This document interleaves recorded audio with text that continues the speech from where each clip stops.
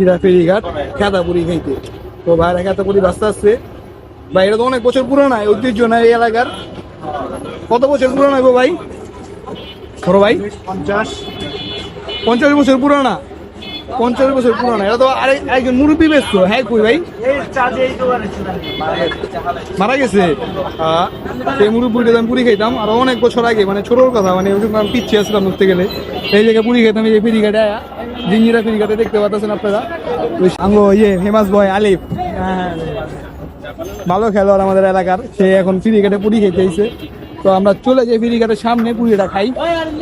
তবে আমরা হেনে দেখতে পাচ্ছেন আপনারা জিঞ্জিরা চলে এসেছি। খেতাপুরি সাইজটা দেখেন 6 টাকা পিস। তো এটা 50 বছর পুরনো। আমি যাতে খাইছি সে মারা গেছে, তো তার সে এটা বলতে পারি না, তার নাতি বা হইতে পারে বা ছেলেও হইতে পারে।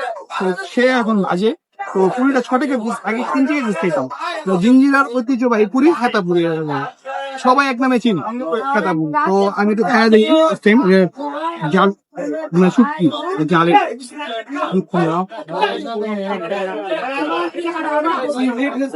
অনেক গরম মাত্র বাইকে দিল। স্ট্রং পুদিনার ফ্লেভার পাইতেছে জাল আর পুদিনার ফ্লেভার। তো খেতাপুরি বোঝার কথা, একটু ধনিয়া পাতা দিয়ে ট্রাই করি। ভাই জামু ভাই আপনি বন্ধ সাতটা বাজে আমি